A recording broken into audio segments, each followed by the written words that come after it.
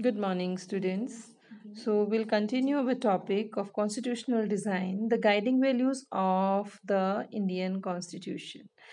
Means, in this, we'll discuss the values which we find in our Constitution. What are those values? We discuss them in the following segment. So, in this week book, we shall study about the extract provisions of Constitution on the different subject. At the stage, let us begin by understanding overall philosophy of our constitution is all about. Means हमारे constitution की philosophy क्या है? We can do this in two ways. Firstly, we can understand the reading in the views of some our major leaders on our constitution, but it is equally important to read what the constitution says about its own philosophy means एक तो वो चीज़ है जो हमारे philosophers बोल रहे हैं, दूसरा वो चीज़ है कि कॉन्स्टिट्यूशन खुद में क्या कहता है. तो it is divided into two category. एक तो फिलोसफर्स का आइडियोलॉजी, दूसरा क्या है कॉन्स्टिट्यूशन का अपना. So this is what the preamble of the constitution does. Like preamble of the constitution, it is very important that when we talk about the preamble, her book में आप देखते होंगे preamble लिखा होता है. तो preamble में होता क्या है? The dream and the promise. Some of you may have noticed the name missing from the sketches and the makers of constitution. Whose name was that? Mahatma Gandhi. Mahatma Gandhi is one of the name where his case is not here. He was not in assembly, yet there were many members who followed his vision. बहुत से लोग थे जिन्होंने महात्मा गांधी को follow किया, महात्मा गांधी को आदर्श मानते थे. He was one of the head of the party और मतलब सभी उनके आदर्शों पर चलते थे.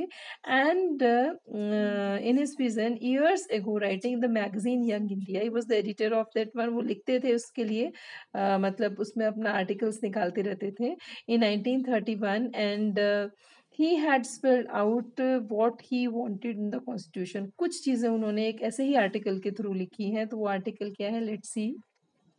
He has written in Young India, one of the sketches very important, try to understand. जो उनकी एक अपनी डेप्थ ऑफ राइटिंग थी.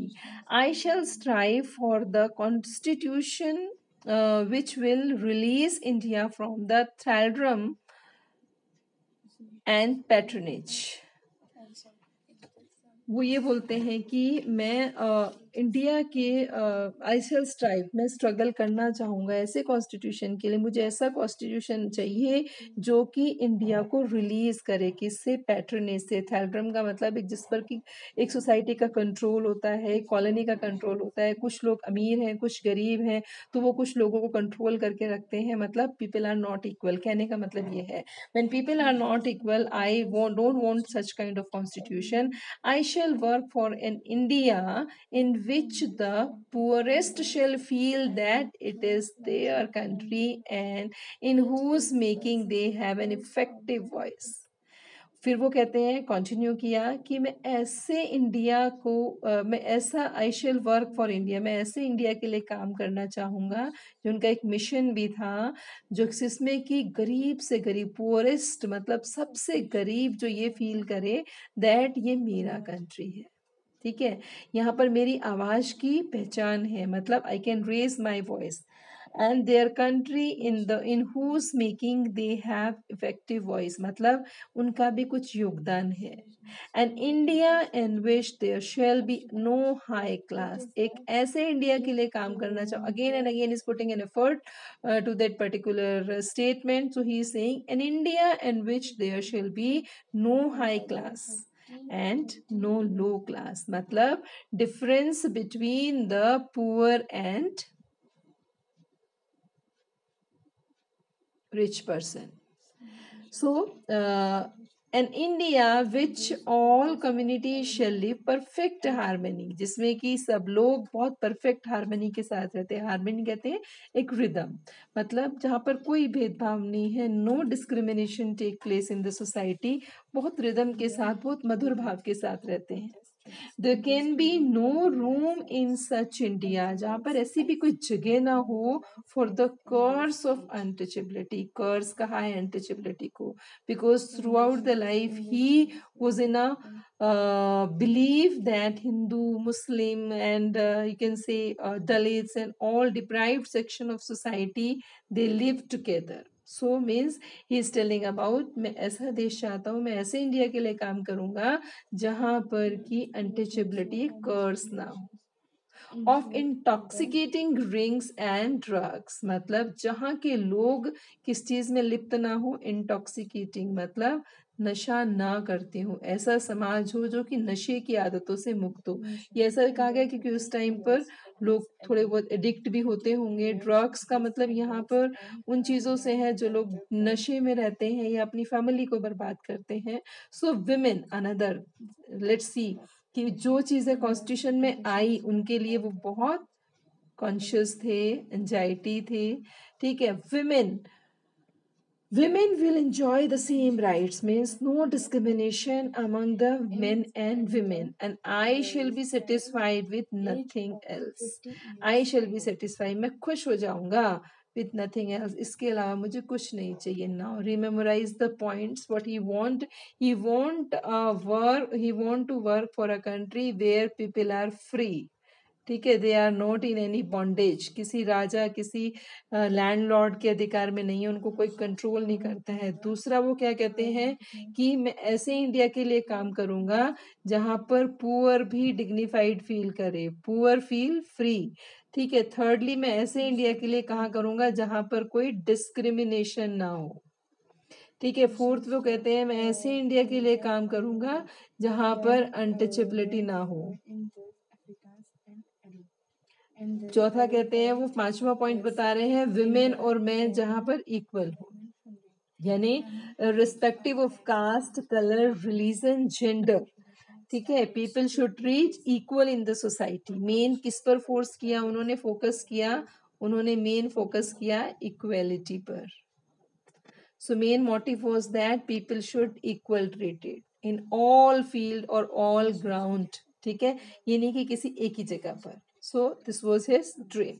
So this dream of an India has eliminated inequality was shared by Dr. Bhim Rao Ambedkar, who played a key role in the making of the Constitution, but he had a different understanding how inequalities could be removed.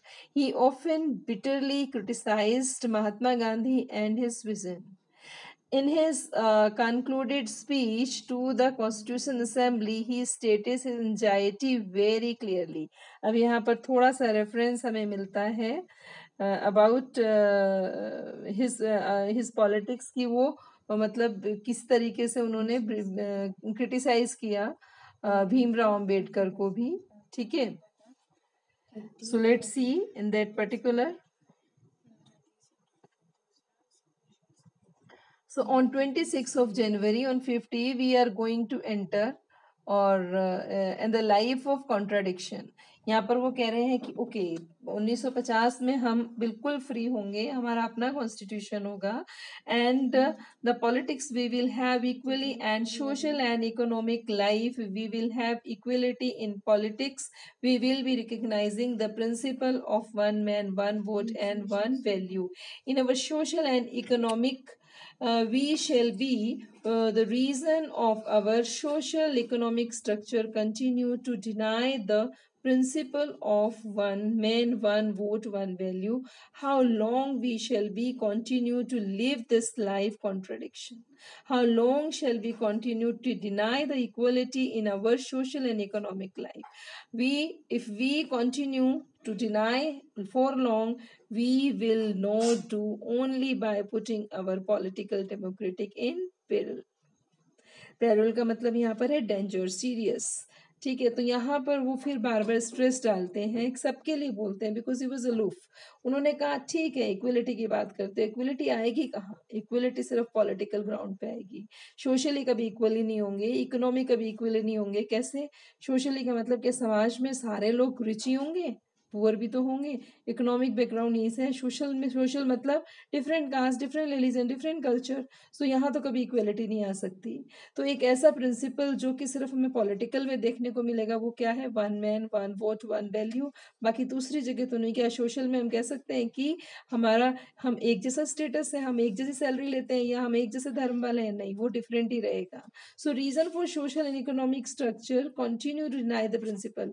वो कहते हैं नहीं, इस चीज में हम इस चीज से मैं बिल्कुल एग्री नहीं करता हूँ कि हम इक्वल हैं। इक्वलिटी की बात किसने की थी? भीमराव अम्बेडकर ने की थी, तो उनको भी क्रिटिसाइज करते हुए उन्होंने कहा, how long shall we continue this life of, कितना लंबा, कितना टाइम तक हम इन इन सब परिभाषाओं के साथ जी सकते हैं? ये कॉन्ट्राडिक्शन है, विरोधाभास है। So how long we shall long we shall continue to the equality our social and economic life. तो ये क्वेश्चन है, कितना लंबा जा सकते हैं? Continue to deny the long and we only putting our political democracy. Political democracy, this is very important word. Political democracy, हमारी democracy क्या है? सिर्फ राजनीतिक डेमोक्रेसी है।